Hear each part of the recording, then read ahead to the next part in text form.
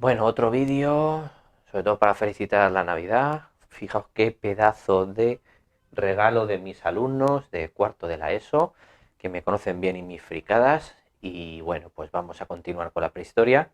Lamento la iluminación, pero ya os digo que estamos bajo mínimos, no sé dónde tengo los focos, no sé dónde tengo el móvil con el que suelo grabar. Así es que ya iremos improvisando y espero que los próximos vídeos pues salgan un poquito mejor. Bueno, continuamos con la prehistoria.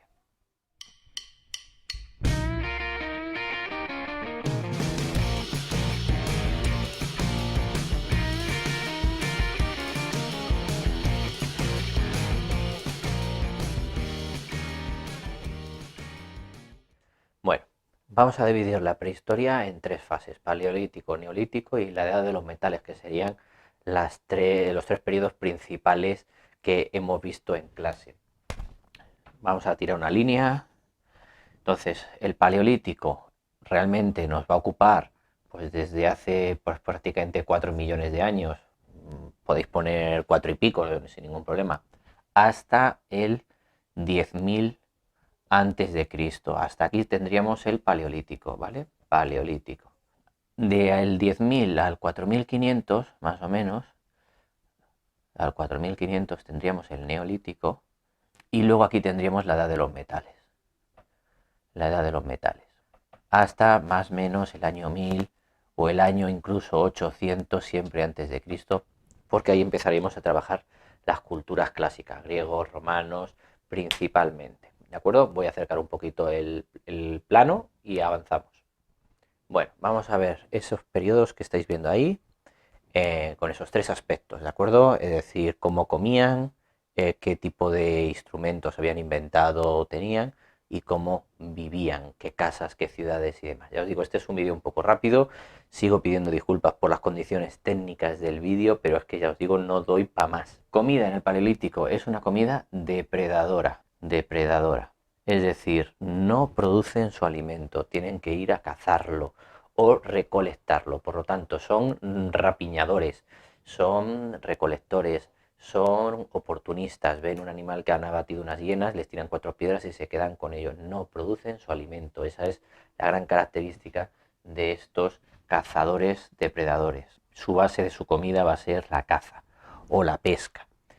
En cuanto a industria, pues vamos a ver piedra y vamos a ver hueso, principalmente, piedra y hueso. En el Paleolítico, primero, pues vamos a ver piedras muy toscas, trabajadas por los dos lados, que llamamos bifaces, y son piedras pues que a veces pueden ser quebradizas y no están muy perfeccionadas, ¿de acuerdo? Entonces, el ejemplo sería el bifaz, y aunque trabajan el hueso todavía muy poco, principalmente la piedra, muy poquito el hueso. En cuanto a sus casas donde viven, pues desde luego viven al aire libre, eso lo tenemos claro. Lo que pasa es que es imposible o casi imposible encontrar un buen yacimiento que en el sentido que se haya conservado las estructuras de cómo vivían durante el Paleolítico. Pues tiene que ser al final donde encontramos esos restos, en las cuevas. ¿Significa que todos viven en las cuevas? No, significa que en las cuevas sí hemos conservado restos de habitación y entonces los arqueólogos han encontrado los restos donde han hecho fuego o los huesos de los animales que han consumido e incluso hasta enterramientos. Pensar en Atapuerca hay absolutamente de todo y Atapuerca pertenece al Paleolítico. Recordar, Paleolítico, piedra vieja, Paleolítico, piedra vieja, piedras muy toscas de personas que se dedican a cazar o a recoger el alimento y que viven en cuevas y también al aire libre, aunque en el aire libre, ya os digo, no hemos encontrado casi. Neolítico, pues aquí cambian las cosas. Recordar que es a partir del año 10.000 cuando empieza el Neolítico, lo mismo que los metales empiezan en el 4.500. Bueno, pues en el Neolítico aquí ya tenemos la agricultura, esa es la gran diferencia, y la ganadería. ¿Qué fue antes? ¿Qué influyó en qué? Pues a saber. Yo en clase lo que suelo decir es que seguramente esta gente pues seguía las manadas de los animales. Por cierto, se me olvida que esta gente es nómada, sigue a los animales, porque no los cría todavía, es nómada, lo cual aquí ya os hago spoiler, estos son sedentarios, ¿vale? Ya no se mueven, por lo tanto sus casas sedentario serán más sólidas, más consistentes, porque ya no es para un mes, es que es para toda la vida. Bueno, Seguramente esta gente pues va siguiendo los animales, ve los animales más grandes y más pacíficos que vea, yo que sé, bueyes o vacas o similar, simplemente los acorrala en un cercado y ahí ya se dedica a observarlos y ya tienes la carne, ya tienes la piel, ya tienes la leche, todo ese tipo de historias.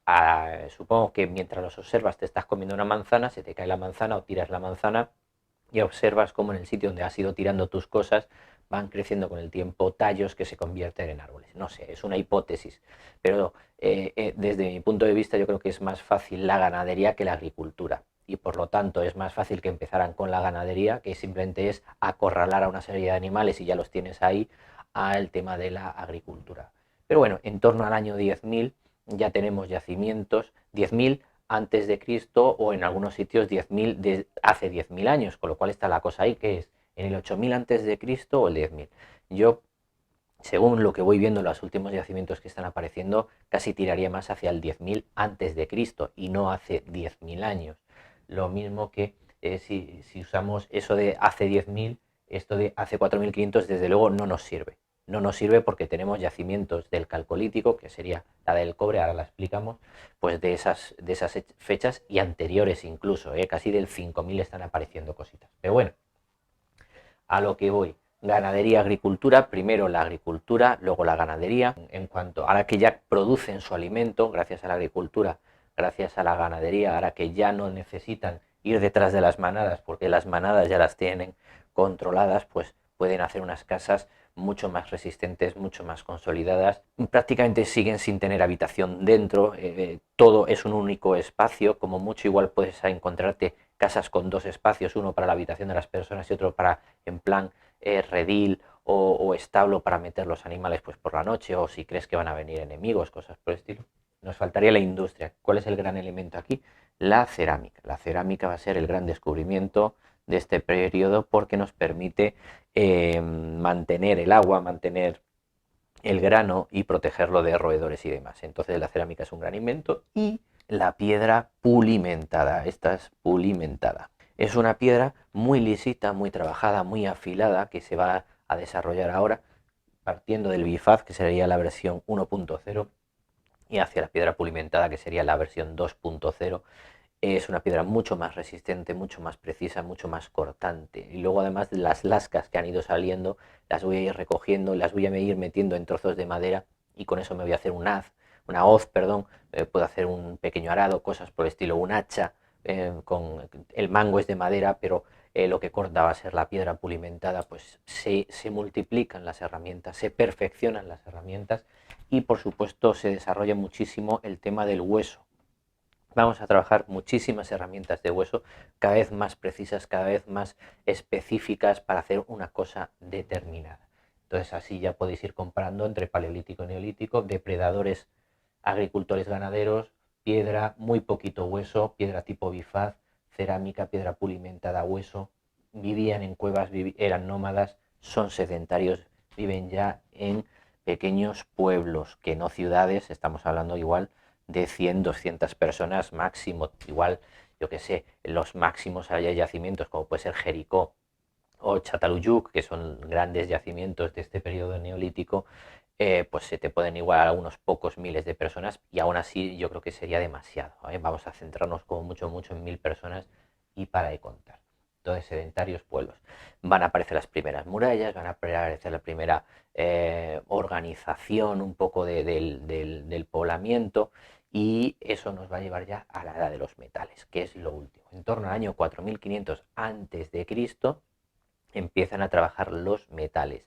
El primero que van a trabajar va a ser el cobre, luego vendrá el bronce y luego vendrá el hierro, ¿vale? Bronce y el hierro. Esa es la sucesión de los metales. El cobre es el más blando, el más fácil de trabajar. Pensar que los cables son de cobre, por lo tanto los puedes doblar, puedes atar. ¿Son resistentes como para hacer armas? No, por lo tanto, ¿para qué lo van a utilizar estos hombres? Pues lo van a utilizar para valorios, pendientes, collares, un broche, para eso van a utilizar el cobre.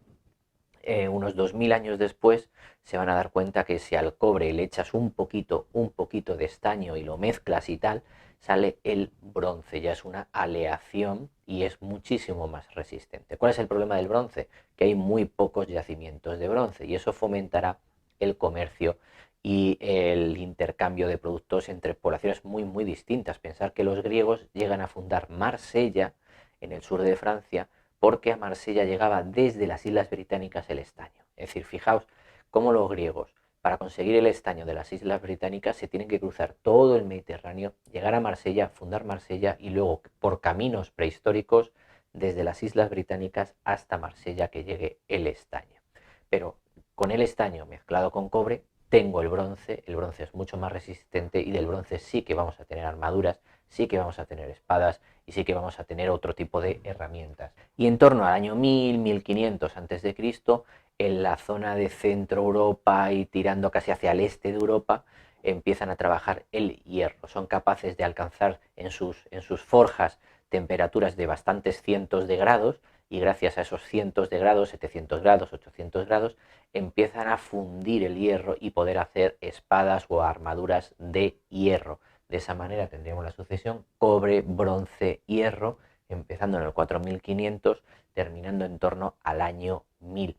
Esas poblaciones que dominan el hierro son las que vencen a todas las demás, porque una espada de hierro corta a una espada de bronce. Y serían las poblaciones celtas que entran, o que hemos llamado en general celtas y que entran en la península ibérica en torno al año 1000, 1100, 1200 a.C. por los pasos de los Pirineos.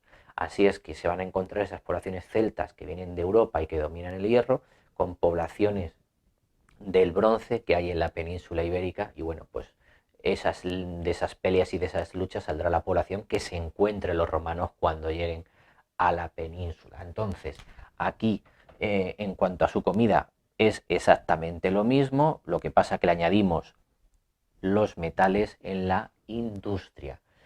Y en el tema del hábitat, aquí ya sí que podemos hablar de ciudades más o menos importantes, con una organización mucho más compleja, con unos sistemas de habitación y defensivos mucho más complejos, líneas de muralla, entradas en codo, los chevaux de frise, que son unas piedras clavadas en el suelo para defenderte de posibles ataques de población que viene con carro de combate. Incluso en poblaciones como Numancia se sabe que las calles las ponen en dirección transversal al viento para estar protegido del viento, es decir, ya unas ciudades mucho más evolucionadas, mucho más complejas y más parecidas a las nuestras. Bueno, siento las prisas, siento la calidad nefasta del vídeo, pero ya os digo, es que no doy para más y no quería pasar mucho más tiempo sin hacer vídeo.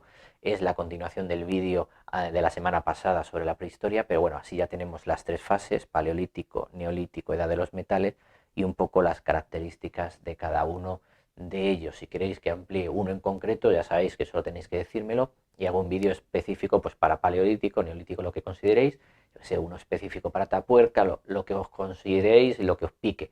Lo ponéis en los comentarios. Si os mola el vídeo, lo de siempre, darle al like y sobre todo suscribiros. Ya tengo 800 suscriptores, estamos ahí on fire. A ver si antes de mayo o antes de la Semana Santa de abril pues llegamos a los 1000 suscriptores, que al paso vamos bien y esperamos conseguirlo. Bueno, pues nos vemos en el próximo vídeo.